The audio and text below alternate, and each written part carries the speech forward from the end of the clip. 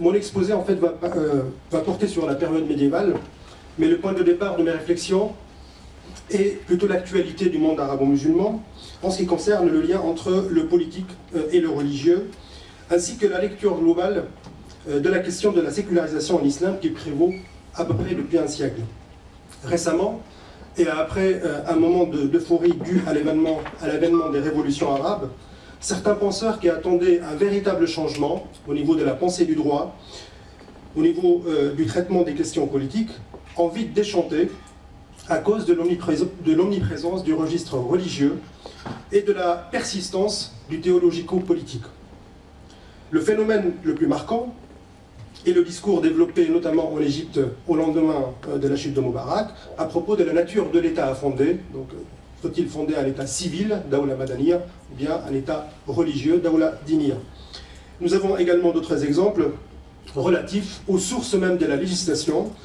Comme vous le savez, il y avait un débat intense, que ce soit en Égypte ou bien en Tunisie, sur la Constitution, la nature de la Constitution, ce qu'il faudrait mettre dans cette Constitution, et également un troisième point qui a été au centre des débats, à savoir la souveraineté. Quelle est la nature de la souveraineté qu'il faudrait développer donc, au sein de ce nouvel État? Est-ce qu'on peut considérer que l'État peut être souverain à part entière, comme c'est dans le cas des versions modernes de la souveraineté, ou bien faut-il uniquement attribuer la souveraineté à Dieu? Donc ça, c'est tout le problème de la hakimiyya qui a été développé en fait, depuis, disons, les théoriciens de l'islamisme dans les années 50-60 avec Maudoudi et Qutb. Alors, justement, pour aborder en fait le lien entre la politique et la religion en islam, à partir à la fois de ces questions anciennes et modernes, je voudrais d'abord rappeler que cette question est souvent traitée de deux manières. Bon, il y a plusieurs approches de la question, bien évidemment, beaucoup de littérature qui a abordé la sécularisation en islam, mais d'une manière générale, on insiste ou bien sur l'impossibilité d'introduire donc le schème de la sécularisation dans la culture de l'islam, donc une impossibilité, disons, religieuse, culturelle, linguistique, qui relève de l'être même des arabo-musulmans. Donc là, il y aurait une difficulté intrinsèque même à cette culture, et là on tombe dans des lectures culturalistes ou bien essentialistes qui attribuent aux arabes ou bien aux musulmans une sorte d'exception. Donc on ne peut pas introduire la sécularisation parce que c'est un produit étranger, donc d'importation, qui ne sera jamais acclimaté, intégré dans les cultures arabo-musulmanes. Là, la plupart de ces travaux en fait, s'inspirent de Weber, donc ça c'est une thèse qui a été développée à la fin du 19e siècle, au début du 20e, par Max Weber, et qui est reprise de manière un petit peu exemplaire dans un ouvrage qui a été cité hier, qui est Les deux États de Bertrand Badi. Alors, une autre approche, disons, décrit les conditions de possibilité à partir desquelles donc l'islam serait sécularisable. Et là, on décrit, si vous voulez, des blocages, des points d'achoppement, mais on pense qu'à terme, donc, il y aurait la possibilité de rejoindre en quelque sorte le processus de sécularisation qui se confond en définitive avec ce qu'on appelle la modernité politique. Alors, je ne vais pas entrer si vous voulez, dans le détail de ces thèses ou bien de ces courants de pensée, parce que tout simplement, j'estime que ces thèses ne sont pas véritablement fondées. Et je vais donc essayer, à partir de la culture médiévale, la culture politique médiévale de l'islam, d'interroger donc le lien entre la politique et la religion, de vous donner quelques exemples concrets, afin d'illustrer la présence donc, concrète, et non pas de, si vous voulez, de traces, ou non pas de témoins épars, mais de véritables dynamiques historiques et politiques qui étaient présentes. Donc l'objectif, si vous voulez, c'est de retrouver généalogiquement, non pas les traces d'une pensée singulière, mais donc ces véritables dynamiques qui permettraient, en quelque sorte, de sortir du discours orientaliste ou bien islamiste, parce que j'estime en fait que les deux discours créent une circularité parfaite entre, au niveau des enjeux, des positions théoriques, et donc une fois qu'on est attaché à l'un ou à l'autre, eh bien on ne peut pas voir clairement les conditions permettant, on ne peut pas entrer facilement dans les conditions permettant de penser véritablement le lien entre la politique et la religion en islam. Alors avant d'aborder tous ces problèmes, j'aimerais bien rapidement définir la notion de sécularisation, parce que bon, parfois on parle de notions extrêmement complexes sans les définir. Donc je vais m'en tenir en fait à trois significations majeures qui ont été relevées par les spécialistes de ces questions. D'abord, quand on parle en fait de la notion de sécularisation, donc notion qui est née au XIXe siècle, notamment à travers les débats entre Hegel, Weber, un peu après au XXe siècle, dans les travaux de Schmitt, dans les travaux de Léo Strauss, dans les travaux un peu plus tard de Hans Blumenberg, et bien sûr Marcel Gauchet qui a été cité tout à l'heure par Mander, bien dans la plupart de ces travaux, on insiste sur trois significations majeures. La première signification, c'est la question de la mondanisation, c'est-à-dire le fait d'insister sur, disons, la valorisation de l'ici-bas, la valorisation du monde contre une conception qui a prévalu à l'époque médiévale, notamment dans l'Europe chrétienne, et qui accordait plutôt la valeur suprême, non pas au monde d'ici-bas, mais à l'autre monde, donc à l'au-delà. Donc la mondanisation renvoie en quelque sorte à un investissement du monde par l'individu, ou bien par les groupes. Valorisation de la science, valorisation de l'art, valorisation de l'individu, valorisation du corps, donc un certain nombre de paramètres qui illustrent justement ce phénomène. L'autre signification qu'on attribue également à la sécularisation est celle de transfert. C'est-à-dire qu'on a repéré à partir des temps modernes, de ce qu'on appelle les temps modernes, donc 16e siècle, et un peu plus tard, notamment au XVIIe siècle, on a repéré un phénomène important, extrêmement important, qui est celui du passage de schèmes religieux, ou d'institutions religieuses, ou bien de principes de gouvernement qui étaient propres à l'Église, notamment. Donc le passage de ces schèmes, ou bien de ces principes, du domaine religieux, ou bien du domaine théologique, vers le domaine politique. C'est-à-dire que l'État naissant, à partir du XVIIe siècle, s'est approprié, en quelque sorte, les principes de fonctionnement qui étaient présents au sein donc, de l'Église. Ce phénomène en fait a été notamment théorisé par Carl Schmitt dans son ouvrage qui s'intitule Théologie politique. Il a même parlé de théorème de la sécularisation, donc c'est une thèse fortement discutée, mais en tout cas ce théorème insiste sur le fait que est en quelque sorte la sécularisation de A, donc transposition, si vous voulez, d'un mécanisme qui a existé dans l'Église donc au domaine de l'État. D'où la célèbre formule justement de Carl Schmitt qui dit tous les concepts prégnants de l'État moderne sont des concepts théologiques sécularisés. Donc ça c'est vraiment le principe qu'il a formulé dans cet ouvrage. On peut citer par exemple l'idée du miracle qui était présente dans la culture chrétienne au Moyen-Âge, qui impliquait donc une intervention, disons, divine, une suspension du cours de l'histoire, eh bien, a été transposée dans le domaine politique avec la question de l'état d'exception. L'état d'exception, en politique, ou bien l'état d'urgence, dans le langage moderne, eh bien, c'est une forme justement de suspension du cours normal de la vie politique, ou bien du fonctionnement des lois de l'État, ou bien de la Constitution. Également, disons, par exemple, la question de le modèle de s'observer donc de près, même de nouer certaines amitiés, comme c'est le cas avec un prince syrien qui s'appelle Oussama ibn Munqadh, dont la biographie, l'autobiographie, qui s'appelle Kitab al-A'tibar, a été traduite par André Miquel sous le titre de Oussama, un prince syrien face aux croisés, traduction chez Fayard en 1986. Eh bien, ce prince syrien raconte une petite anecdote qui a eu lieu donc au XIIe siècle, pendant les croisades.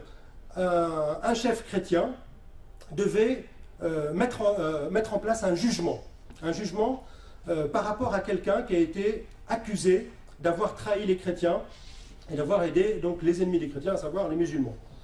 Il s'agit d'un vieil homme donc, qui était accusé de trahison, et on devait le juger. Alors en quoi consistait justement le jugement? Le jugement, c'était une pratique médiévale qui a prévalu donc, du 8e jusqu'au 13e, 14e siècle en Occident, et ça s'appelait donc le jugement de Dieu. Je ne sais pas si vous connaissez ce phénomène. Donc le jugement de Dieu, ou bien également l'ordalie. Donc ce deux termes qui renvoient à ce phénomène donc, permettant de régler les conflits entre personnes. Donc le jugement de Dieu consistait, ou bien l'ordalie consistait à soumettre l'individu, si vous voulez, à une épreuve, donc si vous voulez, sans qu'il y ait de procès, sans qu'il y ait de témoins, sans qu'il y ait d'instruction du dossier, comme on le dit à l'heure actuelle, tout simplement, au lieu de chercher les causes rationnelles du conflit, ou bien la manière de le résoudre, on se fie tout simplement à une autorité invisible, qui est celle de Dieu. Donc là, nous sommes dans un schéma où le pouvoir judiciaire fonctionne, si vous voulez, en totale dépendance à l'égard de la transcendance.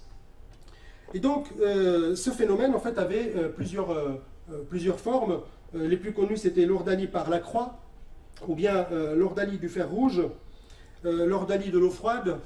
Par exemple, l'ordalie du fer rouge consistait dans le fait que le suspect devait saisir de sa main un fer rouge, et si la main présente dans 3 jours une belle cicatrice, ce qu'on appelait une belle cicatrice, et bien dans ce cas-là, il était reconnu innocent parce que la plaie a cicatrisé. Mais si la plaie est mauvaise, si elle présente un mauvais aspect, si la peau n'arrive pas à cicatriser, cela veut dire qu'il est coupable. Donc la culpabilité et l'innocence, tout simplement, étaient tributaires justement de facteurs irrationnels, aléatoires. Et cela, on le voit aussi à travers le duel. Le duel judiciaire, qui continue d'ailleurs en Europe jusqu'au XVIIe siècle, eh bien, le duel judiciaire devait opposer une personne, qui est le suspect, à une autre personne, et l'issue du duel devait montrer finalement la vérité de l'innocence ou bien de la culpabilité de l'accusé. Et cela, justement, cet épisode est raconté par Oussam ibn Monqadh, donc dans ce texte qui est passionnant. Il dit donc, il raconte le début du duel judiciaire entre le vieil homme qui a été accusé de trahison et un forgeron. Donc on lui a opposé un forgeron, un jeune homme vigoureux. Et donc la lutte va s'éterniser pendant les deux hommes qui deviennent complètement remplis de sang. Et enfin, si vous voulez, le vieil homme est tué par le forgeron. Et après, donc on passa une corde au cou du mort. Donc une fois qu'il est mort, on lui passa une corde au cou et on le traîna vers la potence. Et la dernière phrase, donc le commentaire de Oussam ibn Monqadh dit: où était la justice dans tout cela? Où le criminel et où l'innocent? Donc, si vous voulez, la réaction de ce prince musulman est tout à fait révélatrice justement de cet étonnement face à cette manière de juger les hommes. Une manière de juger les hommes qui ne pouvait pas faire confiance au pouvoir humain, justement. Le pouvoir judiciaire ne pouvait pas confier, si vous voulez, le règlement du conflit à des individus. Et attribuer plutôt le règlement donc, du conflit à une puissance transcendante qui est Dieu. En islam, à la même période, eh bien, on avait pratiquement les procédures modernes de l'instruction du procès. On utilisait l'aveu, on utilisait des preuves rationnelles, objectives, si vous voulez, pour voir qui est coupable, ou bien qui est innocent. Donc on utilisait l'aveu, le témoignage, ou bien le serment. Donc c'était les 3 principales si vous voulez, manières d'établir l'épreuve de l'innocence ou bien de la culpabilité. Alors que dans l'autre configuration, eh bien, les preuves ne sont pas rationnelles, elles sont révélées par Dieu, donc comme dans une forme de manifestation de la volonté de Dieu dans l'histoire, dans le cours de l'histoire. Et alors qu'en l'islam, eh bien, Dieu s'est retiré depuis la révélation, justement. Il s'est retiré depuis la révélation, et c'est la raison pour laquelle, eh bien, après le prophète, parce que parfois certaines décisions du prophète étaient inspirées de Dieu, notamment en ce qui concerne la guerre, les choix politiques, etc., etc. Et le Coran d'ailleurs s'en fait l'écho. Mais une fois que les premiers musulmans avaient commencé à organiser donc un pouvoir local, eh bien, cela, si vous voulez, s'est traduit par la formation d'une institution assurant la justice entre les hommes. Je voulais développer justement un dernier point à propos d'Averroès et d'Ibn Taymiyyah, parce que ça rejoint les problèmes contemporains. Un dernier point concernant les dogmes. Bon, alors les grandes lignes. Tout simplement, en ce qui concerne, en 2 mots, la question des dogmes. Donc ça, c'est un dernier point qui, à mon avis, illustre en quelque sorte les impasses de la question de la sécularisation à l'heure actuelle. Mais ces impasses, en fait, étaient déjà inscrites à l'époque médiévale. Et elles sont relatives à la formulation des dogmes. Un deuxième exemple, donc le modèle de la monarchie absolue, et également la transposition de l'idée d'un Dieu tout-puissant. Ou encore l'exemple développé par Max Weber sur l'éthique protestante qui y voit une sécularisation de l'ascétisme chrétien. Donc voilà, donc le fait de développer une culture éthique ascétique dans la 16 monacale, eh bien, a permis de développer l'esprit capitaliste et la pensée moderne du travail. Donc voilà quelques exemples justement de ce qu'on a appelé la sécularisation à travers donc cette idée de transfert du domaine de la religion vers le domaine de la politique. Enfin, il y a une autre signification qui est l'autonomisation ou bien la séparation entre les sphères, entre les domaines. Et on situe justement cette autonomisation du politique au seuil du XVIe siècle dans la tradition occidentale, 16e, 17e. L'auteur, le penseur qui illustre le plus ce mécanisme, eh bien, c'est Machiavel, comme vous le connaissez, comme vous le savez. Donc, voilà les 3 significations majeures. Il y a une 4e que je grefferai en fait sur la 3e, qui est la rupture, le schème de la rupture. On peut penser aussi que la sécularisation, comme l'avait rappelé tout à l'heure Mander, dans certaines thèses, on pense une forme de rupture qui conduit à un désenchantement. Bon, je pense que c'est une version radicale en quelque sorte du transfert ou bien de l'autonomisation. On la trouve notamment dans le modèle français qui a connu, qui reste une exception à mon avis, à travers l'invention de la laïcité, la séparation brutale et conflictuelle entre l'Église et l'État. Et comme vous le savez, en fait, le terme même de laïcité ne signifie pas grand-chose pour les Européens du Nord ou bien pour le monde anglo-saxon. C'est plutôt le terme sécularisation qui renvoie à toutes donc, ces significations. Voilà en ce qui concerne donc les différentes significations du terme sécularisation. Et mon travail dans cet exposé va consister justement à chercher dans la culture arabe médiévale les traces, les dynamiques, non seulement les traces, mais aussi les dynamiques, comme je l'avais dit dans l'introduction, de ce phénomène, de ce processus.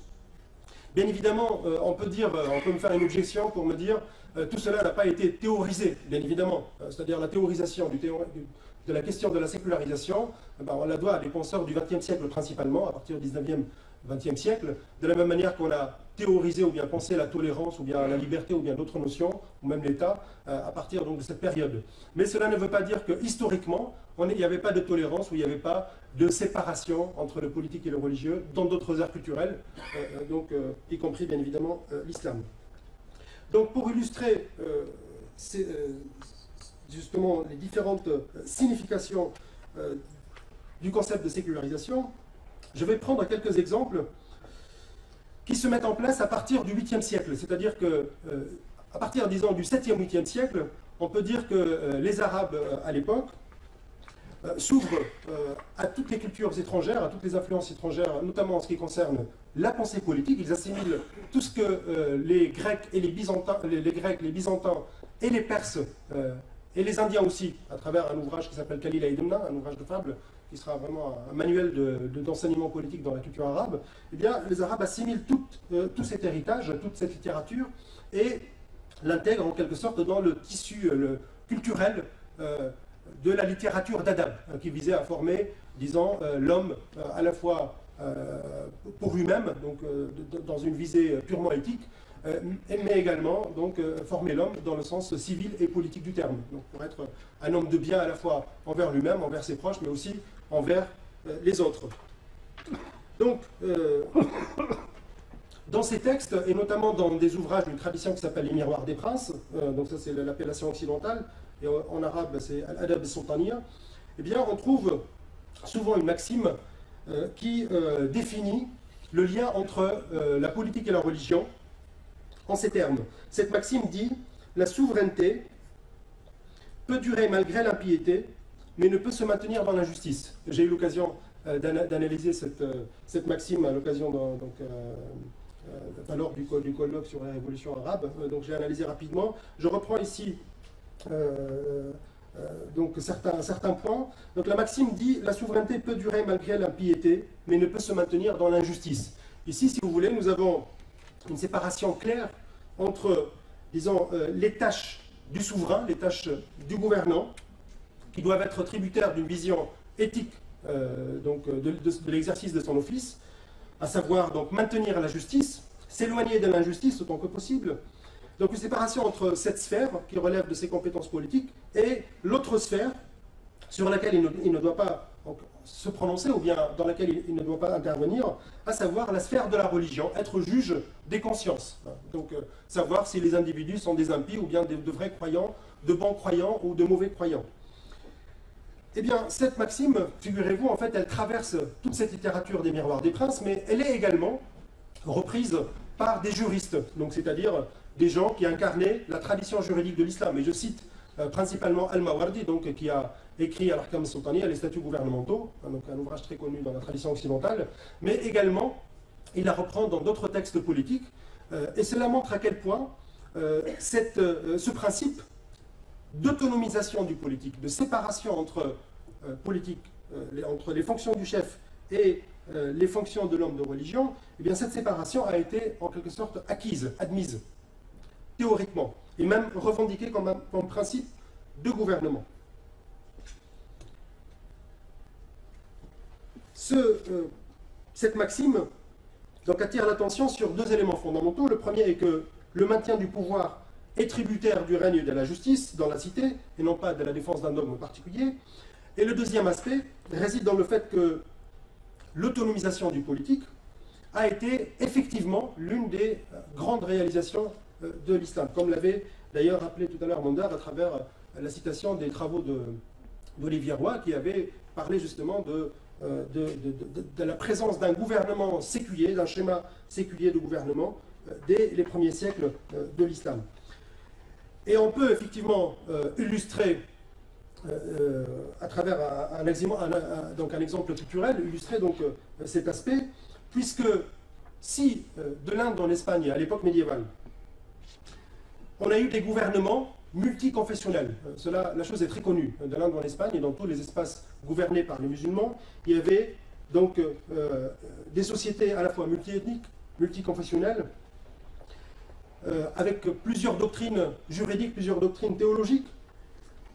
Et tout cela, bien évidemment, a pu se maintenir, c'est-à-dire on a pu maintenir ces spécificités confessionnelles, ces divergences entre peuples et nations.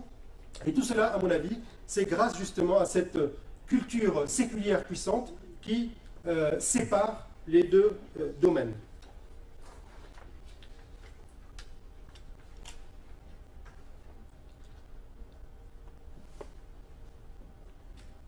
Je passe maintenant au deuxième exemple, afin d'illustrer un autre aspect, non pas la séparation et l'autonomisation, mais plutôt la question de la mondanisation.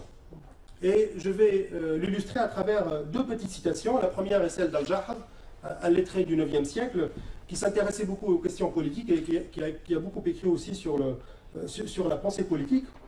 Et Al-Jahab, donc, dans un texte qui s'intitule « De la vie terrestre et de la vie future », donc vous voyez très bien qu'il y a une séparation entre la vie terrestre ou bien mondaine et la vie future, de la même manière que Mawardi aussi écrit les règles de conduite dans l'ici-bas et dans l'au-delà. Donc vous voyez la séparation entre, ne serait-ce qu'à travers le titre d'un ouvrage connu qui s'appelle Adab ad-Dunya wa ad-Din, donc les règles de conduite dans l'ici-bas et dans l'au-delà.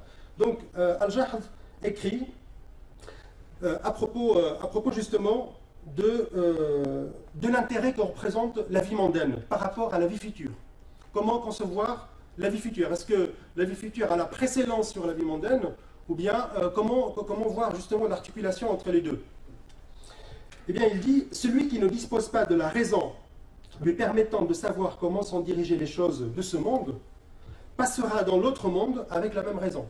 C'est-à-dire celui qui n'aura pas fait un investissement scientifique, artistique, littéraire, créatif dans ce monde, eh bien il passera dans l'autre monde avec la même raison. Plus il ignore l'ici-bas, plus il ignore l'au-delà. Car l'une est visible, l'autre invisible. L'homme qui ignore le visible le sera encore plus de l'invisible. Donc là c'est une réflexion qui, si vous voulez, qui pousse l'homme à appliquer sa réflexion, si vous voulez, à s'investir totalement dans la vie d'ici-bas, quelle que soit d'ailleurs la nature de l'investissement, bien évidemment, de l'individu. Mais en tout cas, il y a une forme de valorisation de l'ici-bas dont dépend justement le jugement dernier, dont dépend la rétribution céleste. Un autre exemple, mais tiré d'un autre, comment dire,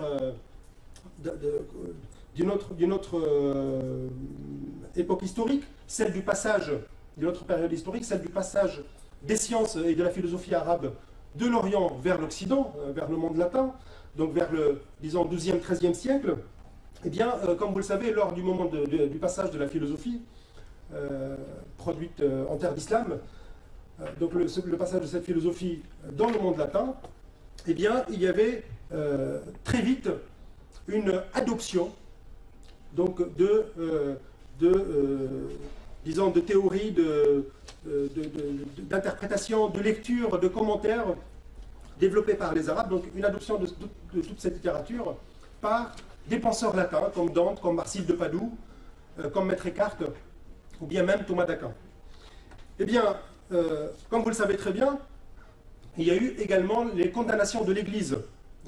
Étienne Tempier, donc évêque de Paris, a condamné en 1277 donc plusieurs articles qui, pour lui, ne pouvaient pas entrer dans le cadre du dogme de la foi chrétienne et ne pouvaient pas donc être approuvés par l'Église. Et parmi les condamnations, justement, il y a un point qui relève justement de cette valorisation du monde. La thèse condamnée en 1277 par l'Église dit « Il n'y a pas de statut plus excellent que de vaquer à la philosophie. » Il n'y a pas de statut plus excellent que de vaquer à la philosophie. Ça, c'est un principe, disons, qui a été poursuivi par tous les philosophes arabes parce qu'ils pensaient, en travaillant à partir d'Aristote, notamment de l'Éthique à Nicomaque, ou bien à partir des synthèses néoplatoniciennes, eh bien, ils avaient abouti en quelque sorte à une affirmation radicale qui radicalise davantage la pensée du Sagérite. Cette pensée, donc, selon laquelle eh bien, l'homme peut atteindre la béatitude dans la vie terrestre. Il peut atteindre le bonheur ultime grâce à sa raison, grâce à l'exercice de sa raison, en devenant en quelque sorte une intelligence en acte. Donc il y a toute une théorie en fait sur l'intellect, et cette théorie-là eh bien, a été condamnée par l'Église. Pourquoi? Parce qu'elle valorise la pensée humaine, la pensée individuelle, et qu'elle remet en cause justement la précédence des vertus théologales, bien, donc des fins fixées par la théologie. Et donc le fait d'accorder justement à l'investissement intellectuel dans l'ici-bas autant d'importance a été donc condamné par l'Église. Voilà donc un deuxième exemple qui illustre ce phénomène donc de valorisation de l'ici-bas. Enfin, je vais maintenant aborder un autre exemple qui relève de la question du transfert. Donc, alors il y a plusieurs, c'est un mécanisme qui est très visible dans la tradition chrétienne, donc la sécularisation en tant que transfert de schèmes religieux, ou bien théologiques, vers le domaine politique. C'est un mécanisme extrêmement visible dans la tradition chrétienne, du fait de la Réforme, bien évidemment, au XVIe siècle, mais du fait aussi que dans la tradition catholique, il y avait une institution, c'est-à-dire qui est l'Église, et qui avait la prétention, au même titre que le pouvoir séculier, elle avait la prétention donc à définir, disons, les normes, à gérer la vie des individus et du groupe. Mais cette institution, elle fonctionnait justement avec donc un trésor, avec disons des offices, donc il y avait par exemple un ministère, il y avait des fonctions qui petit à petit justement avec l'émergence de la puissance de l'État, donc petit à petit va transférer en quelque sorte ces schèmes de gouvernement vers l'État naissant. Donc ce phénomène est parfaitement bien décrit, donc on le voit à partir du XVIIe siècle avec l'émergence de l'État absolutiste. Le meilleur exemple, c'est bien évidemment celui de Louis XIV en France. Donc, ce phénomène de transfert est tout à fait visible dans la culture occidentale, mais on peut aussi le repérer dans la tradition politique de l'islam. Dans plusieurs ouvrages, eh bien, on indique par exemple que certains principes de fonctionnement politique sont directement issus de la sécularisation d'un principe religieux. Je m'explique.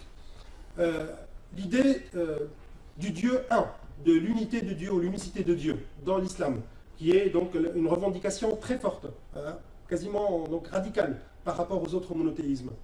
Donc il n'y a que Dieu. Donc, il n'y a de divinité que celle de Dieu. Eh bien, ce principe, disons, théologique, a été transposé dans le domaine de l'État, dans le domaine politique, et érigé en principe donc, de fonctionnement politique. Ce principe de fonctionnement politique dit la chose suivante: il ne peut pas y avoir plus d'un chef à la tête de l'État. Il faut qu'il y ait un seul chef. Bon, c'est une formulation extrêmement normative, mais elle permet de résoudre les conflits qui pourraient émerger lorsqu'il y a une pluralité de chefs au sein de l'État, parce que cela conduit justement à des rivalités, à des conflits entre les chefs, et ensuite, cela conduit tout simplement à l'anéantissement de l'institution de l'État. Eh bien, voilà, ça c'est un exemple qui illustre justement ce phénomène. Dernier point, qui à mon avis illustre en quelque sorte les impasses de la question de la sécularisation à l'heure actuelle. Mais ces impasses en fait étaient déjà inscrites à l'époque médiévale. Et elles sont relatives à la formulation des dogmes. C'est-à-dire, quels sont les dogmes, les interprétations de la lettre sacrée, donc à la fois du Coran ou bien de la Sunna, si on considère la Sunna, la tradition prophétique comme faisant partie donc, de, disons, de ce corpus sacré.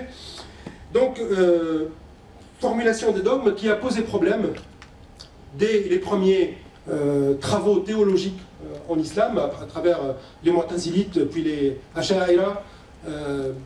Donc là, il y a eu, si vous voulez, une sorte d'investissement théologique extrêmement important, qui a été plus ou moins neutralisé par les pouvoirs locaux. C'est-à-dire que les pouvoirs locaux, donc chez les Omeyyades, les Abbassides, n'intervenaient pas d'une manière générale dans ces débats, à part un exemple tout à fait parlant, qui est celui d'Al-Ma'moun, qui a imposé un dogme, le dogme de la création du texte coranique, de la parole de Dieu, contre le dogme, si vous voulez, prêché par les Hanbalites à l'époque, donc qui est l'éternité de la parole de Dieu, donc l'éternité de cet attribut qui est la parole. Donc ce serait, puisque ça fait partie en fait de l'être de Dieu, eh bien il devait être éternel au même titre que l'essence de Dieu. Bon. Donc si vous voulez, ce problème des dogmes, de l'interprétation des dogmes, avait conduit de fait dans l'histoire de l'islam à plusieurs investissements théologiques, à plusieurs doctrines, des milliers et des milliers de pages rédigées autour de la question de Dieu, donc la connaissance métaphysique, autour de la question de l'âme, la survie de l'âme, autour, de, si vous voulez, de questions qui étaient bien évidemment à l'origine dans les textes sacrés et qui prenaient effectivement leur source dans ces élaborations. Actuellement, on a, j'ai lu l'autre jour un article qui disait que dans le Parlement égyptien, c'est Ibn Taymiyyah qui gouverne. Effectivement, j'ai beaucoup de respect en fait pour cet éminent penseur, parce que au XIIIe siècle, lorsqu'il a réagi à plusieurs aspects touchant la pensée arabe à l'époque, la pensée arabo-musulmane à l'époque, eh bien, on sent effectivement, on voit très bien que c'est un savant qui parle. C'est quelqu'un qui connaît très très bien la théologie et la philosophie, qui discute en fait toutes les opinions, toutes les doctrines, etc. etc. Mais donc, si vous voulez, la dynamique qu'il a instaurée consistait à élaguer au sein des différentes doctrines, à chercher un centre qui serait pour lui le vrai islam, la vraie orthodoxie.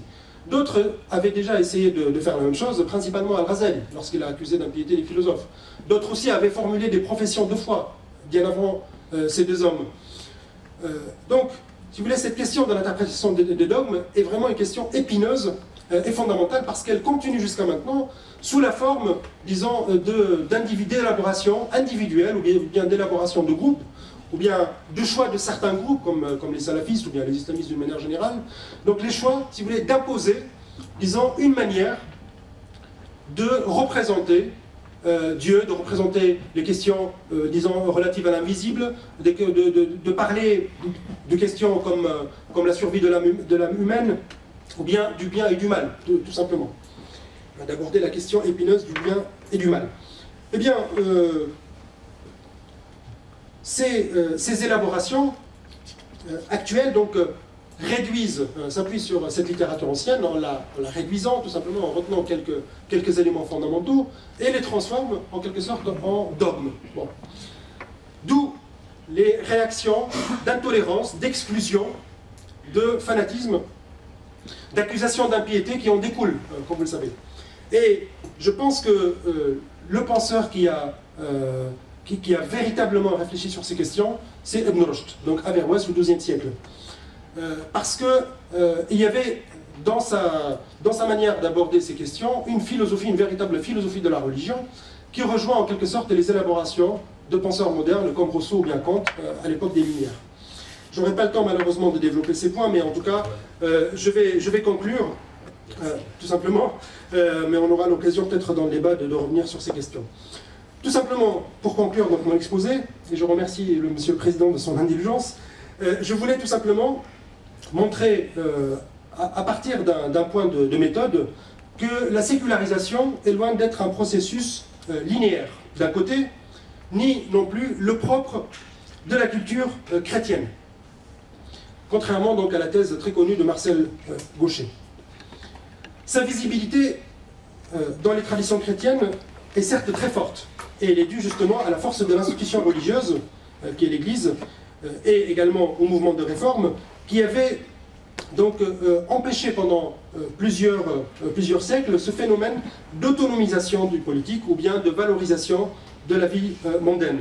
Alors qu'en islam, à travers les exemples que je vous ai donnés, je pense que les choses étaient claires dès le 7e ou 8e siècle. Le deuxième point que je voulais montrer, c'est que si à l'heure actuelle, il y a une littérature de coloration islamiste qui est hostile à cet héritage propre à l'islam, si elle le rejette globalement ou partiellement, c'est parce qu'à la fois elle ignore les traditions intellectuelles du monde arabo-musulman, donc le passé historique des Arabes, mais également les traditions intellectuelles de l'Occident à l'époque médiévale. C'est-à-dire que nous avons un fonctionnement qui tend à assimiler la naissance de la sécularisation, si vous voulez, au début de l'ère chrétienne, ce qui est totalement impossible et impensable. Il y a des choses, il y a des seuils, si vous voulez, à partir desquels on peut penser certaines choses, comme la modernité politique, comme la sécularisation. Donc, il faut vraiment arriver donc à établir ces seuils pour ne pas tomber donc, dans le vague. Donc, ces mouvements, justement, n'arrivent pas à avoir une réappropriation claire, distanciée, critique de l'héritage des Arabes, l'héritage classique des Arabes, de la même manière qu'elle reste donc totalement fermée à l'Occident et à toute l'intelligibilité qui a présidé justement à la naissance de notions modernes ou bien de concepts modernes comme la sécularisation. Et donc du coup, cette pensée n'a produit justement qu'un rejet. On le voit très bien à travers les œuvres de Mawdoud et de Qutb, qui pensaient que les termes de sécularisation, d'État, de parti, de démocratie, c'était des idoles qu'il fallait abattre, c'est dans les textes de Qutb. C'était des idoles qu'il fallait abattre parce qu'elles sont contraires justement à la politique islamique. Alors actuellement, je pense que, puisque les islamistes sont au pouvoir, je pense que petit à petit, peut-être, il y aura, à force de se frotter aux exigences de l'exercice effectif du pouvoir politique, il y aura peut-être une sécularisation de l'intérieur même des États eux-mêmes, des États. C'est-à-dire que, on le voit très bien avec le gouvernement de la Narva, qui a été confronté récemment à des revendications religieuses menées par les salafistes en Tunisie, et là, il commence à se rendre compte que la présence du religieux au sein du politique est quelque chose d'extrêmement grave. Et donc, ils revoient un petit peu leur position, qui était très, très similaire de celle des salafistes, puisque au départ, il y avait une sorte de disons, de complaisance à l'égard des mouvements salafistes. Mais là, effectivement, à force d'exercer effectivement le pouvoir, eh bien, on peut éventuellement aboutir à des formes de sécularisation, ce que bien évidemment l'on souhaite tous. Merci beaucoup.